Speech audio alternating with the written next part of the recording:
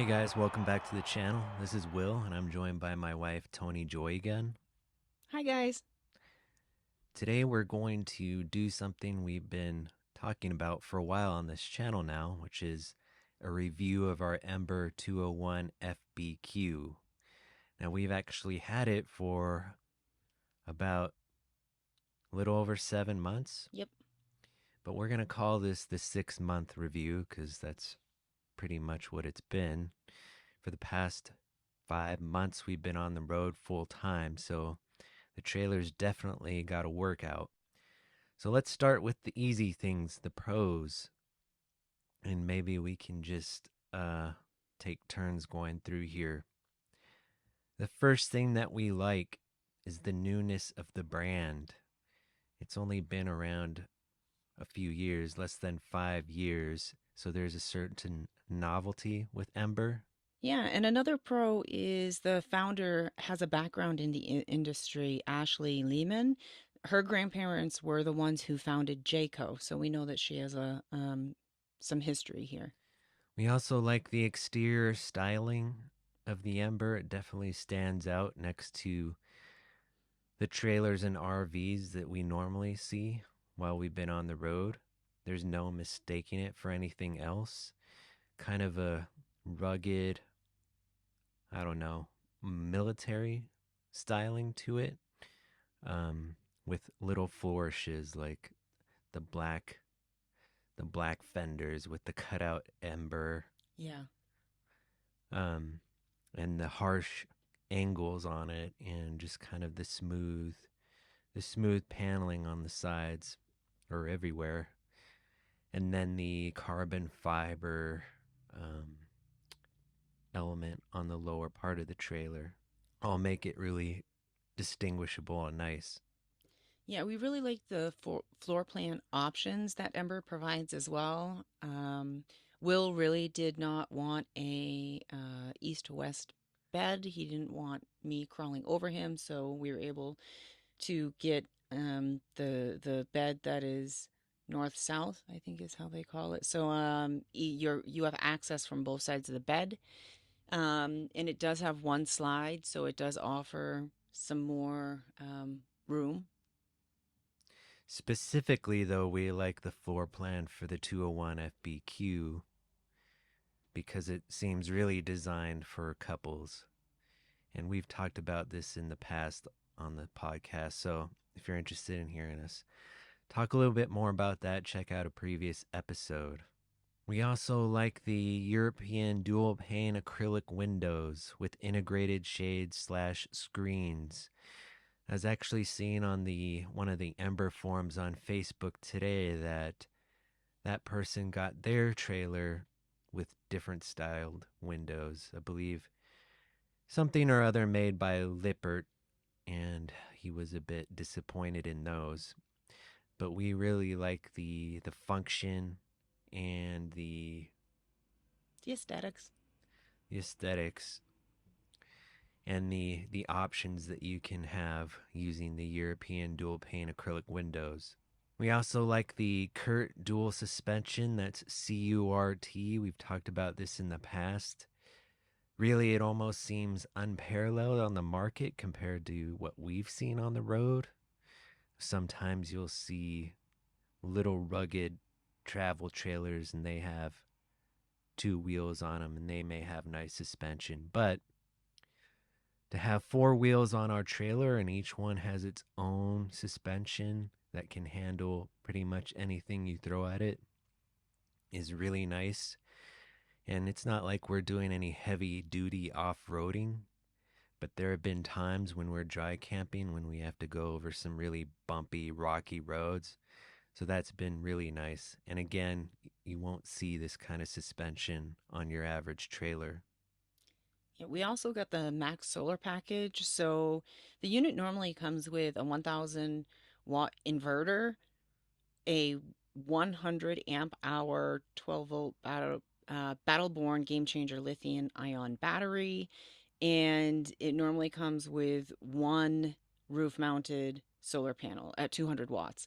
But with the Max Solar package, everything is upgraded. So you get a 3000-watt inverter, You get one 270 amp hour lithium battery. We opted to purchase another one, so we actually have two 270 amp hour batteries. And then it also comes with two additional roof mounted 200-watt solar panels. So we have a total of 600 watts. And it also comes with the upgraded Bluetooth MPPT controller. In addition, the Ember comes standard with a side and rooftop solar port. So if you want to have like a suitcase solar panel, if you happen to be parked in the shade and you put that out in the sun, you can easily just hook it up to the port to add to your battery life. And I've also seen people now on the Ember forums adding solar panels. For instance, this guy has mounted additional solar powers to the front of his trailer, so they're angled more towards the sun, and he's using those additional ports. So definitely you can have more. We also really like the extra large fresh water tank. It's 55 gallons, so a considerable amount larger than your average tank for a trailer this size. And that's helped us out while we're dry camping. Another pro is that the overhead cabinets are deep. I would call them standard apartment upper cabinets. So when we were looking at other units like the Black Series, they had upper cabinets everywhere, but they were like 4 inches deep or just something which made it almost useless in my mind. But the cabinets in the Ember are really deep, and so it's better for storage. We also like the warranty on Ember, and they refer to it as the 123 warranty. The one stands for a one time transfer of the warranty that owners can make in the first year of ownership. Two stands for the 2 year limited warranty that is among the best in the industry, according to them. And three stands for the 3 year limited structural warranty to support the build of each Ember unit. Now, we've actually have not gone to a dealer and used the warranty for anything yet, even though we possibly could have. We've just been on the road full time, but I've seen in the Ember forums that other people have definitely used the warranty to fix any number of things. And that leads me into the final pro, which has been the customer service experience for us, at least so far, has been good. They've been responsive. We haven't had any major issues, thank goodness. Other people that have though, and we've seen other people go through a lot with their dealer with Ember and been satisfied. Yeah, another thing to add is that there is a Facebook page, the official Ember recreational vehicle owner page, and Ember representatives are actually on there. And so people go on there to post photos of their travels, but also to post questions. And Ember seems to be really responsive if anyone has any questions on, if they're struggling with something with their trailer. Having said that, Ember does have to warn people now and then for violating the rules on that group. Yeah. But that is not the only group. Certainly, there's a handful, including our own group, which is the 201FBQ Ember Owners Group. So if you're another 201 FBQ owner and want to join our discussion, anyone can join that group.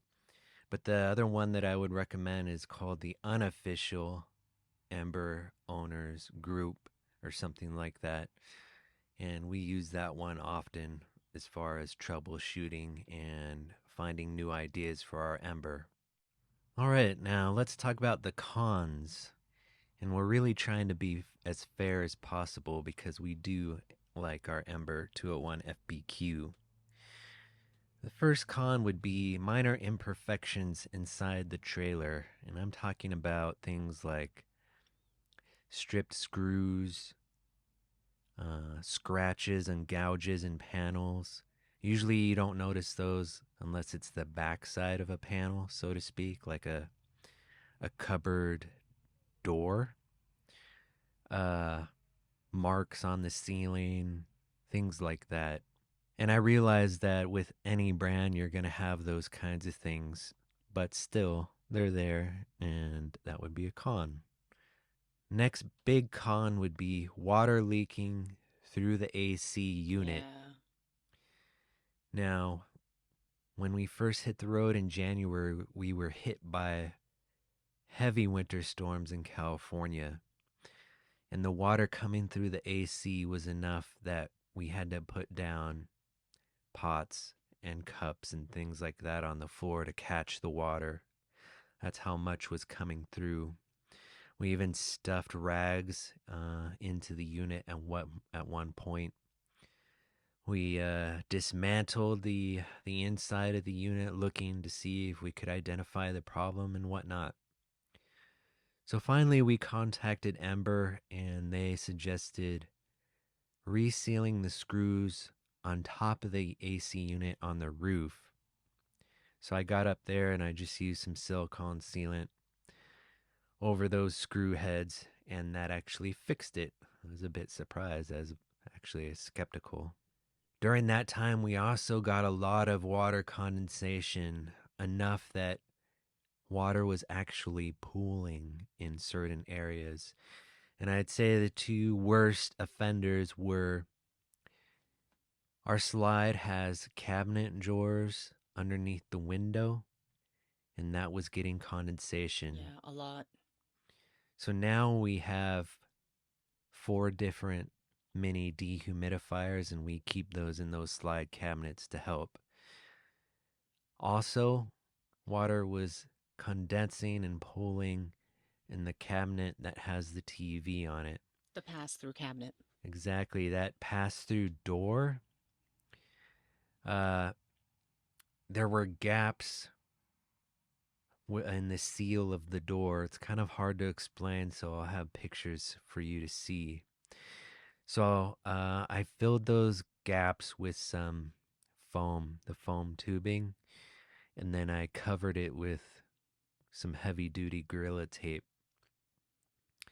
I don't know. I don't know. I just felt more comfortable doing it that way than using some kind of sealant, because that tape could be removed later on.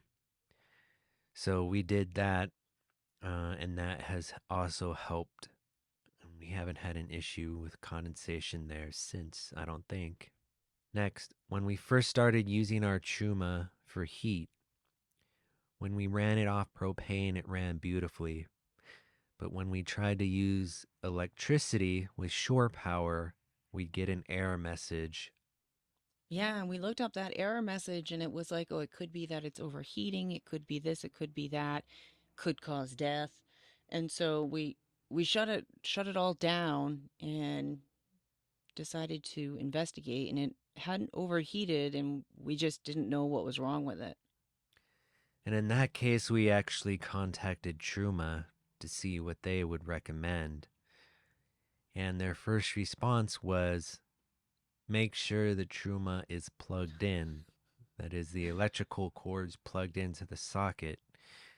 And I thought that was so stupid, like a no duh. Of course it's plugged in. But Toni-Joy was like, no, let's just check. So we check under the bed. It was not plugged in. Sure enough, the cord wasn't plugged in. Now, to be fair, we don't know who's responsible for that. When the 201 FBQ left the factory, did they forget to plug the Truma in, or did the dealer unplug it when they were installing the Max Solar? We don't know. Yeah, the other thing is that it wasn't obvious that it wasn't plugged in because the actual cord with the prongs was tucked underneath the unit. So when I was looking at it, I had to tug all the cords coming out of the Truma just to see if one of them was loose, and one of them wiggled, and I discovered that was the one that was supposed to be plugged in, and I was able to find an outlet underneath our bed. But I mean, I couldn't imagine anyone older going through this and like fixing this issue. Older as in having to lift up the Yeah, bed and get down into that space, yeah. possibly injure yourself. Next con, and again, not sure exactly who's responsible for this, but the solar settings weren't properly calibrated, and we have the Max Solar package. And I've seen this on the Ember forums, other people complaining, not only that the settings aren't right, but that the wiring isn't always right or neatly ordered, things like that. So I'm not sure why seems to be such an issue with either the manufacturer or the dealer. It seems like they'd have a handle on that by now. And if we have an issue with our solar, we've been going to the forums because there are definitely people out there who are a Yeah. lot more knowledgeable than us. Next, even though we have the max solar package, With the extra 270 amp hour lithium battery. it's not quite as powerful as we were thinking originally. So, for us to dry camp for a full week, we end up needing our power station. We have an EcoFlow and our gas generator. We have a Predator 3500. Now, obviously, if you're in a sunny place with no trees, like when we're dry camping out in Death Valley, you're going to get a lot more out of your system. But if you're dry camping like we were recently in basically a forest, well, the sun's not going to help you out as much. But still, even when we were in Death Valley, we needed the power station, we needed the generator. We were in the generator at least once. Yeah, And that's even without the inverter. When we dry camp, we leave the inverter off off. as much as possible because it just sucks so much energy. Sometimes, we'll turn on the inverter if we need to do something, like use the hair dryer. But if you want to see your if you want to see your batteries get depleted in an instant, nothing works better than that than plugging in your hair dryer. Yeah. I think one of the biggest struggles that we have is that we do work full time and we use Starlink. And so the router for Starlink has to be plugged in, and that consumes a decent amount of energy. But then we also have laptops that we have to keep charged during the day in order to work. That drains our power station pretty quickly. So just the two laptops and the router will drain the power station in about 2 days. Now, obviously, there are a lot of weekend warriors, and for that, I think Max Solar works well. Yeah. But when you stretch it out to like 5 days or the full 7 days, then that's when you're definitely going to need other things. And we have yet to explore adding more solar, say a solar briefcase, as Toni-Joy mentioned earlier, or something like that. Since we have the EcoFlow, it's possible that we could plug a separate solar panel into that. The challenge with that is that we're using it during the day. And so, I mean, there's challenges. Next, related to dry camping, is the freshwater tank. Now, when we dry camp, the freshwater tank can last a full week, but that's with a lot of conservation Yeah. and help. When I mean help from the campground, say they have a water spigot and they have a bathroom, so we can use those to help us out.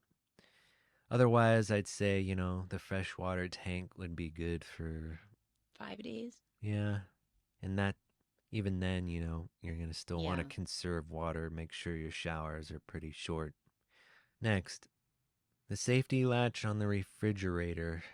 For those of you who are familiar, it's like a metal dowel basically, and you swing it out to cover both doors of the refrigerator. That thing is prone to fail, and it failed on us. It popped out In one the day, first month of travel. and we've seen on the Ember forums that it's common for other people, other owners as well. So we came up with our own little fix that so far has worked, and we made a short about it, and that's available on our channel. Next, the safety latch on the TV, which keeps it closed, that is also prone to fail. And actually, in the mail, we got We got a little rubber band from Ember saying, "Oh, this will fix the safety latch. You Yeah, just put it that over." broke. Yeah, it lasted, I don't know, a few days and then it broke. I could see that coming, but so for us we did something which we saw another Ember user do. Nick Ward has become kind of like an Ember friend for us online. Hi, Nick. He added a piece of plywood inside and then unscrewed the latch and then re-screwed it back on through that plywood. So we did something similar, and that has helped secure the safety latch. And then whenever we're traveling, we use a little elastic band to secure the TV so it doesn't swing out. So those two things have kept our TV from catastrophic failure. Yeah, ripping off the hinges. When we first moved into the trailer, our window that is on the slide, so it's basically the biggest window in the trailer. The blinds were droopy, so if you pulled the shade up, it would sink back down. Yeah, it doesn't stay up by itself. So we went on to the Ember forums again really quickly on that one, and someone said they use little clips. Actually, I think that guy was using chip clips to clip the two shades together to train the shade to get stronger. So we started doing that, and at this point, after 6 months, it's a lot better, but it still doesn't go all the way up on its own. Thankfully, all the other shades are fine. So moving over to the galley, I do have some cons to list there. One of them is that on the Greystone stove, after, just a few months in here, all the letters have rubbed off. And so, there used to be symbols for which knob was for the front burner and the back burner, just things like that. They're completely smudged off and gone. I don't have any other complaints. I know that some people were saying, oh, it's only a two burner stovetop, but how many times in my household, of two people, have I used more than two burners at the same time?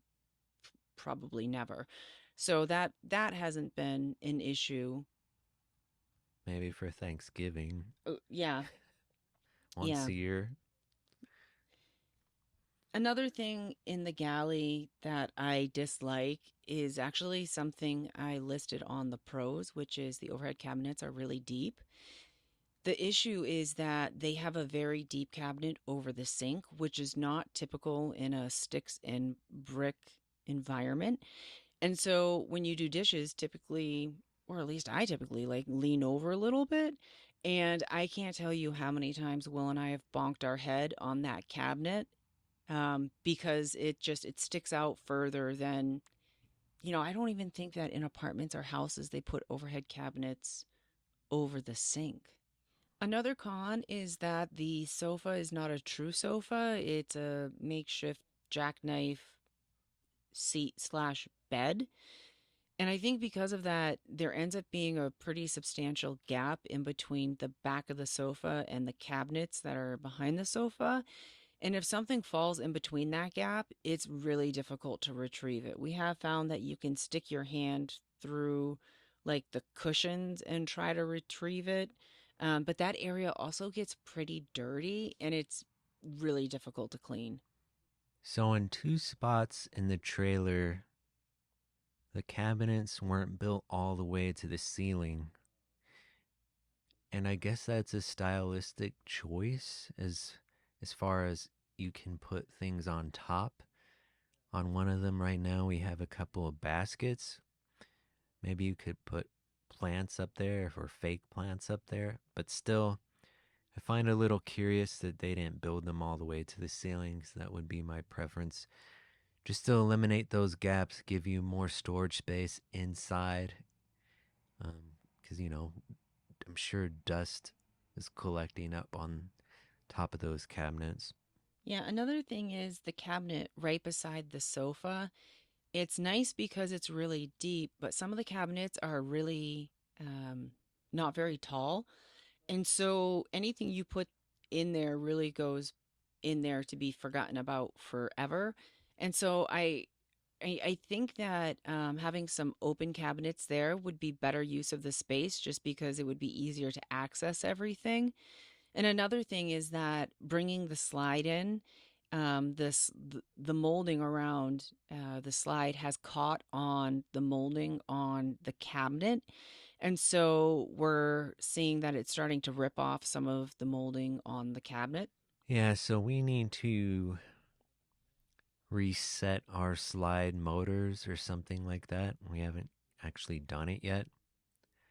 But just the fact that the slide is so close to that cabinet opens the door for friction if you're not careful. Yeah. So I think that pretty much covers it for our 6 month review. We'll do this again at 1 year, and hopefully we will not have had any major issues by then. As things come up, we'll let you know on our YouTube channel. But I guess one question is, would we choose to buy this now, knowing now what we know? I would say yes. Yeah, me too. So we feel that we've been fortunate with Ember so far. Hmm. Of course, on the forums, other Ember owners have not had as good fortune as we have. Maybe they have an older model, or they just, luck of the draw, they had a model that came out of the factory with a lot of issues. But again, we like the customer service and the warranty, so if you do have issues, hopefully you can have the dealer fix those. But we've also seen people take their trailer to Ember in Indiana to have things fixed. So, overall, very happy with the trailer.